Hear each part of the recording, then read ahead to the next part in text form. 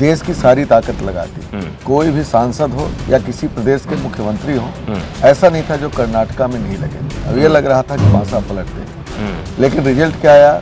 जो सर्वे शुरू से बताया वही अंतिम तक आया। चाहे वृद्धा, निराश्रित, विधवा, इन पेंशन की बात 300 से 600 की रही हो, चाहे आपके गौशाला की बात रही हो, कई ऐसे मुद्दे हैं जो जमीनी स्तर पर किसानों के लिए, जो अस्पतालों में दिखे, सड़कों पर दिखे, और जो कोई व्यक्ति परेशान था तो उनके घरों में गए, कभी परहेज नहीं किया और सबकी मदद करी। ये भी मुद्दा रहा। नमस्कार, आपके साथ मैं हूं आदित्य कुमार। हम मध्य प्रदेश की चुनावी कवरेज करने के लिए निकले हैं, तो विधायकों से भी बातचीत कर रहे हैं, आम जनमानस से भी बातचीत कर रहे हैं, उनकी नब्ज टटोलने की कोशिश कर रहे हैं कि इस बार मध्य प्रदेश में क्या होने वाला है। फिलहाल मध्य प्रदेश में सभी सीटों पर लगभग प्रत्याशी तय हो गए हैं। 1-2 सीटें बची हुई हैं, उन पर होना है। और हम इस वक्त रीवा जिले में मौजूद हैं और मऊ विधानसभा सीट बेहद चर्चित सीट इसलिए बन गई है क्योंकि यहाँ सुखेंद्र जी हैं। सुखेंद्र जी जो इससे पहले विधायक रहे हैं, कांग्रेस ने एक बार फिर से इन पर दांव लगाया है इस बार। और इनके बारे में ये कहा जाता है कि जहां पर ये खड़े हो जाते हैं जनसैलाब वहां उमड़ जाता है। और भी बात कही जाती है कि ये जब भी कोई ज़मीनी स्तर से लगकर काम करते हैं तो उसमें जनता इनका सहयोग करती है।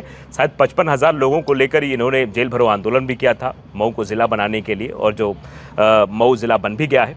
इन्हीं से बातचीत करेंगे और जानने की कोशिश करेंगे, समझने की कोशिश करेंगे आखिरकार इस बार इनका मोटो क्या रहने वाला है चुनाव में, किन मुद्दों को लेकर ये जाएंगे, कैसे जनता का समर्थन मिल रहा है, आने वाले चुनाव में क्या कुछ होने वाला है। बहुत बहुत स्वागत है आपका। टिकट आपकी फाइनल हो गई, इसके लिए बधाई आपको। क्या लगता है इस बार क्या होने वाला है और कैसा आपका चुनाव प्रचार चल रहा है, क्योंकि 2018 में तो दिक्कत हो गई थी, इस बार क्या होगा? देखिए, आपको मालूम होगी जब से हमारे देश के नेता माननीय राहुल गांधी जी 3700 किलोमीटर की पदयात्रा करी, और चाहे महंगाई हो, चाहे आपके संविधान का मुद्दा हो, चाहे अन्य मुद्दे हो, और उसका परिणाम आया जब कर्नाटका का चुनाव हुआ। तो आप देखें, देश के प्रधानमंत्री और गृह मंत्री दोनों ने देश की सारी ताकत लगा दी। कोई भी सांसद हो या किसी प्रदेश के मुख्यमंत्री हो, ऐसा नहीं था जो कर्नाटका में नहीं लगे थे। अब ये लग रहा था कि पासा पलट देंगे, लेकिन रिजल्ट क्या आया? जो सर्वे शुरू से बताया वही अंतिम तक आया। 137 या 139 सीटें मिली कर्नाटका की सरकार में। तो राहुल गांधी जी की पदयात्रा के बाद देश की फिजा बदल चुकी है। जो एक मूवमेंट हुआ करता था एक समय कांग्रेस का, फिर बीच में काशीराम का दौर आया, फिर तीसरा दौर आया भारतीय जनता पार्टी नरेंद्र मोदी का, और आप देखिए धीरे धीरे फिर वापस कांग्रेस की तरफ वो दौर लौट रहा है। अभी कर्नाटका के चुनाव से आवाज उसी तरीके से मध्य प्रदेश में भी जनता उत्साहित है। वैसे तो मध्य प्रदेश में 2018 में ही सरकार बनी थी कांग्रेस की, और हमारे प्रदेश के मुख्यमंत्री कमलनाथ जी बने हुए थे, और उन्होंने 15 महीने सरकार चलाई। और उन 15 महीनों में चाहे किसानों के लिए 27 लाख किसानों की कर्ज माफी की बात रही हो, चाहे 100 रुपये बिजली के बिल की बात रही हो, चाहे वृद्धा, निराश्रित, विधवा, इन पेंशन की बात 300 से 600 की रही हो, चाहे आपके गौशाला की बात रही हो, कई ऐसे मुद्दे हैं जो जमीनी स्तर पर किसानों के लिए और आम जन के लिए लाभदायी रहा। वो 15 महीने की सरकार आम जनता मध्य प्रदेश की कांग्रेस को भूल नहीं पाई। इसके बाद फिर आप समझते हैं खरीद फरोख्त करके सरकार बनाई गई, और सरकार गिरी कांग्रेस की, और गिरने के बाद सरकार वो खरीदी गई। कोई सरकार तो चली नहीं, लेकिन आनंद फानन ये सरकार चल गई। अब जो ये मुद्दे हैं, अब जनता भी कमलनाथ जी के वचन पत्र आप शायद देखे हों, उन्होंने छत्तीसगढ़ के तर्ज पर 2 रुपए किलो गोबर खरीदने का भी काम, जो हमारे क्षेत्र के लिए हमारे क्षेत्र नहीं पूरे मध्य प्रदेश के किसानों के लिए बड़ी आम बात है। युवाओं के रोजगार के लिए भी उन्होंने बहुत सारी बातें करी है। मैंने वचन पत्र में कई बड़ी चीजें, वो पुरानी बातें, ये तो मैनिफेस्टो हो गया, ये तो हर पार्टी तय करती है। इन्हीं मुद्दों पर हम लोगों को जीतना है। मैनिफेस्टो हम कहते हैं जो 15 महीने उन्होंने किया, और वो चीजें उन्होंने फिर से अपने मैनिफेस्टो में लिया, तो स्वाभाविक है कि जनता के जेहन में यह बात है कि 15 महीने में जब उन्होंने जो किया, एक विश्वास है, ये एक महत्वपूर्ण बात रहेगी। ये मैनिफेस्टो जो कांग्रेस का आया है, निश्चित रूप से मध्य प्रदेश की सरकार बनाने में एक अविश्वास भी जुड़ जाता है। मैं उस अविश्वास की चर्चा इसलिए कर रहा हूँ, मान लो कांग्रेस सरकार बन गई, जी हाँ, बधाई हो आपको, कांग्रेस सरकार बन गई, लेकिन कांग्रेस सरकार के साथ जो पहले हुआ 15 महीने बाद अगर वैसा फिर हो गया, तब देखिए इस बार पूर्ण बहुमत से सरकार बन रही है। उस बार मार्जिन एक दो सीटों की रही। और स्वाभाविक है कि देश में नरेंद्र मोदी जी प्रधानमंत्री बने और ताकतवर थे, एक दो प्रदेशों को उन्होंने खरीदा था तो उनकी चटी पड़ी हुई थी। लेकिन अब जनता समझ चुकी है और नेता भी अब समझ चुके हैं कि ये खरीद फरोख्त से अब ये सब चलने वाला नहीं है। पूर्ण बहुमत से सरकार बन रही है और कर्नाटका की तर्ज पर सरकार बन रही है, और जो गलतियां थोड़ी बहुत कांग्रेस में थी वो गलतियां सारी सुधारी जा रही। चलिए 2018 की बात करते हैं। 2018 में आपके साथ कुछ हुआ था क्या ऐसा कि गड़बड़ हो गया कुछ कहीं से शासन प्रशासन की तरफ से या कुछ? निश्चित रूप से उस बार हम लोग ओवर कॉन्फिडेंस में थे और जनता का रुख देख करके ऐसा लगता था कि हम लोग चुनाव जीते हैं। लेकिन बिंद में कहीं न कहीं शिवराज जी अपनी अलग से मीटिंगें करी और उन्होंने कुछ सीटों को स्पेशल तौर पर फोकस किया और खास करके बिंद को ज्यादा फोकस किया था। अच्छा। तो उन्होंने सारी ताकत इधर लगाई और हम लोगों को ये लगा कि नहीं चलिए ठीक है। फिर और भी कई कारण रहे, जैसे प्रधानमंत्री आवास, खाद्य सुरक्षा अधिनियम, उन्होंने सारी चीजें, वो मालवा को अपना वो समझते थे, जागीर समझते थे, और क्षेत्रों को अपनी जागीर समझते थे, लेकिन उन्होंने बिंद में फोकस किया और कहीं न कहीं जनता गुमराह हुई और हम लोग उसमें चुनाव हार गए। तो आने वाले समय में चुनौती किससे मानते हैं आप? देखिए, इस बार तो हकीकत ये है कि हम अपने क्षेत्र की बात करें तो चुनौती हम किसी से नहीं मानते, क्योंकि चुनाव 2018 के हारने के बाद मैंने पूरे विधानसभा क्षेत्र में एक परिवार की तरह दुख में सुख में, एवं दिन कोरोना काल रहा 2 साल, 1 वर्ष तो अस्पताल में लोग बिताए और दूसरे वर्ष तो घर के अंदर बिताए और पैदल चले। उस कंडीशन में मैं जनता के साथ खड़ा रहा। अच्छा। और कभी मतलब परहेज नहीं किया कि कोरोना है, हमें कोरोना की बीमारी लगेगी।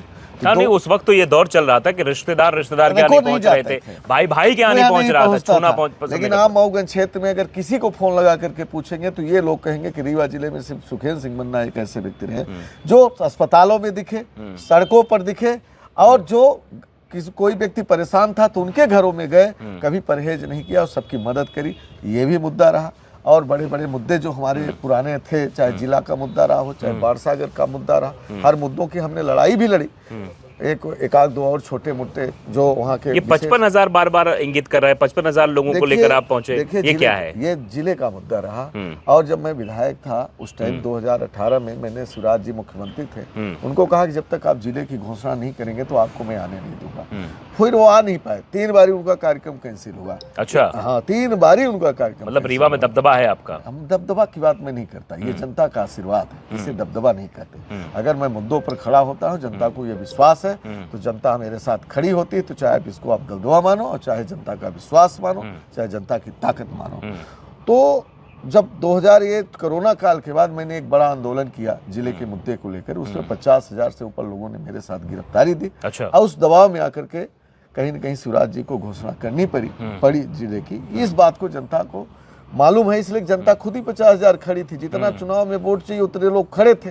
उनको भी इस बात का फक्र है कि हमारा नेता और हमने मिलकर के जिला। आपने बुलाया था, अपने आप आए थे? देखिए, आह्वान तो किसी न किसी को करना होता है। हम कहते हैं, लेकिन भीड़ बुलाने के लिए बहुत सारी विसंगतियों का भी इस्तेमाल किया जाता है। बिल्कुल किया जाता है, लेकिन हम ये कहते हैं कि आने जाने के लिए साधन चाहिए और लोगों के लिए मोटरसाइकिलें हैं। बहुत सारे लोग पैदल भी आए।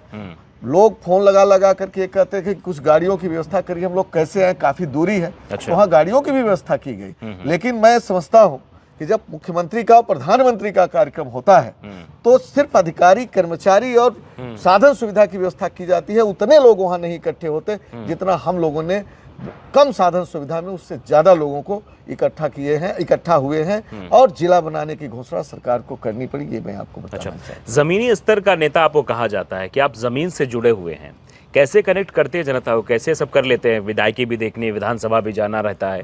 जब आप पहले विधायक थे उसके बाद तो फिर विधानसभा क्षेत्र में घूमते रहे, कैसे इन सबको एक साथ कनेक्ट कर पाते हैं आप? बिल्कुल, उसके लिए मशक्कत करनी होती है, मेहनत करनी होती है। अब हमारे पास समय नहीं था तो भी मैं रीवा आया, आपसे मुलाकात हुई तो आपको इंटरव्यू देने, दूसरे भी काम करूंगा।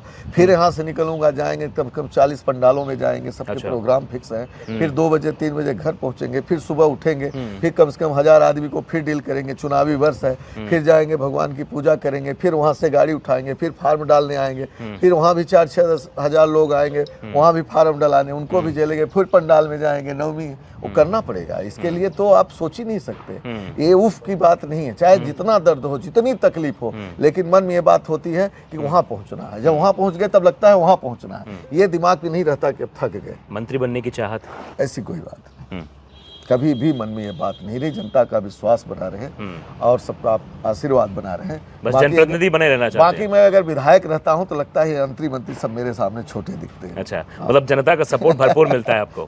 भरपूर। जब जनता जनार्दन मेरे साथ खड़ी हो जाती है, इकट्ठे हो जाते हैं, लगता है कि इससे बड़ी चीज न मंत्री है न मुख्यमंत्री। पार्टी को अलग रख के देखें तो आपका क्या मैनिफेस्टो, आप क्या करेंगे जब जीत जाएंगे? तो देखिए क्या है कि हमारे यहाँ अभी युवाओं को रोजगार ठीक से नहीं मिल पाया है और भी बहुत साधे सब हमारा है पुराने वहाँ नेता कोई फिट नहीं हो पाया। कहीं न कहीं 5 साल रहे फिर हार गए। माने कुछ न कुछ ऐसी स्थितियां बनी, कोई स्थायित्व नहीं रहा लीडरशिप का। मैंने बड़ा अथक प्रयास किया है। अगर मैं स्थायित्व हो जाता है तो भी बहुत सारा वहाँ काम करने, वहाँ पेयजल की समस्या है। अच्छा। वहाँ जो है तो किसान परेशान है, उनको सुविधाएं नहीं। हाइट पर हम लोग हैं। बाणसागर का एक मुद्दा हमने लड़ा था, वो पानी हम नहीं दिला पाए। कई कारण हैं ऐसे। शिक्षा का स्तर बुरी तरह से चौपट है और फिर जिला बन गया, अभी उजड़ा बिजड़ा सब सारी चीजें, बहुत सारी चुनौतियां। लेकिन ईश्वर की कृपा बनी रहेगी अगर जनता का आशीर्वाद मिलता है। रीवा में 4 बार के मंत्री भी रहे हैं लेकिन विकास नहीं हुआ, क्या कहेंगे उनके बारे में? देखिए क्या है, विकास आप मानते किसको है? भाई ये बिल्डिंगें खरीद करके जमीनें बिल्डरों को दे करके, आधा बिल्डरों को दे दिया, आधे बिल्डिंगें लगा ली, किराया खा रहे हैं। ये रीवा में विकास दिख रहा है आपको? जबकि आपको मालूम हो कि जब हिंदुस्तान आज़ाद हुआ, इसके बाद मध्य प्रदेश का निर्माण हुआ, रीवा में भी विधायक सांसद सब कुछ हुए, कांग्रेस पार्टी की सरकार है। क्या नहीं है रीवा में उस टाइम का? आप मेडिकल कॉलेज देखो, आप इंजीनियरिंग कॉलेज देखो, आप बहुत सारी चीजें, क्या क्या नहीं है रीवा में। लेकिन एक शिक्षा का स्तर आप ये बता, अस्पताल देख लीजिए, संजय गांधी हो, सुपर स्पेशलिटी उस समय कांग्रेस के सरकार के समय की मंजूरी है, कोई इनकी नहीं है। मतलब ना इन 18 सालों में मंत्री भी रहे और सारी चीजें रही, लेकिन एक शिक्षा का हब बता दीजिए, एक कोई रोजगार का हब बता दीजिए। एक जो है आपका वहाँ पे बना गुड़ में सोलर प्लांट लगा, आप चले जाइए वहाँ दिखाइए कि लोकल आदमियों को कितना रोजगार मिला। लेकिन वो तो विकास पुरुष बने घूम रहे हैं, हम तो विकास पुरुष आप जा करके देखिए, पहले ये वहाँ इंटरव्यू लीजिए कि लोकल लोग मजदूरी करते आपको मिल सकते हैं, गुड़ के लोग मजदूरी करते मिलेंगे, लेकिन रीवा का आदमी को इसमें अधिकारी नहीं मिलेगा, कर्मचारी नहीं मिलेगा। ये जो सोलर प्लांट लगा ये उपलब्धि है, ये मैं आपको बताना चाहता हूँ। जबकि आप यहीं चले जाइए, कांग्रेस के समय में बड़ी बड़ी कंपनियां जेपी ने लगाया, सारे चीज लगाई है, और जितने नौकरी करने वाले लोग हैं सब यहीं रीवा और सीधी सतना शहडोल के आस पास के लोग हैं, और उसमें आज भी नौकरी रीवा सीधी सतना वाले कर रहे हैं। ये मैं आपको बताना चाहता हूँ। लेकिन ये है कि मंत्री साहब कह रहे हैं कि अब की हम जीतेंगे तो अपने काम के दम पे जीतेंगे, और 8 जितनी विधानसभा सीटें यहाँ से हैं रीवा से, सबकी सब जीतेंगे। देखिए वो जीत चुके हैं 8 सीट, जीत चुके हैं तो उनका कहना लाजमी है, लेकिन ये तो समय बताएगा कि कब क्या होगा। मतलब क्या लगता है आपको, अगर पूरे रीवा के समीकरण को देखें तो इस बार क्या लगता है? हम लोग 8 सीट हारे हैं, और जब 8 हारे हैं तो हम कैसे कहें कि हम 8 जीतेंगे? बशर्ते ये है कि हर सीटों पर भारतीय जनता पार्टी को लड़ना पड़ेगा, अब आसान नहीं है, और कांग्रेस की 4 से 5-6 सीटें तक भी हम जीत सकते हैं। बीजेपी वाले कह रहे हैं हवा में चुनाव जीत लेंगे हम। अब ये समय बताएगा, उस बार भी जीते थे, खरीद फरोख्त करके सरकार बनाए। उनको इस बात का ध्यान नहीं है कि कर्नाटका बुरी तरह से हारे। लेकिन वो चिल्ला के ये भी कह रहे थे मध्य प्रदेश के बारे में कि वोट परसेंटेज तो हमारा ज्यादा था, थोड़ा सीटें कम आ गई, बस ये दिक्कत हुई, वोट तो हमें भरपूर मिला मध्य प्रदेश में। ठीक है, अब आने वाला समय बताएगा, 17 तारीख को तय होगा, और फिर 3 को जब खुलेगा तब पता लगेगा, 3 दिसंबर। चलिए, बहुत बहुत धन्यवाद बातचीत करने के लिए विधायक जी। तो अब विधायक जी कह दिया, अब देखिए आगे क्या कुछ होता है। फिलहाल तो ये भविष्य की बात है। फिलहाल अब चुनाव मऊ का दिलचस्प होने वाला है। एक तरफ जनप्रतिनिधि हैं जो कहते हैं कि मुझे मंत्री बनने की चाहत नहीं है, विधायक बनना चाहता हूँ, जनता की सेवा करना चाहता हूँ, जनप्रतिनिधि बनना चाहता हूँ। दूसरी तरफ और भी बड़े बड़े नेता हैं, बड़ी बड़ी चीजें हैं, बड़ी बड़ी बातें हैं, तो वो बताएगी, और 3 दिसंबर को ये फाइनल हो जाएगा आखिरकार कौन विधायक होगा और रीवा कितनी सीट किस पार्टी के पास जाने वाली है।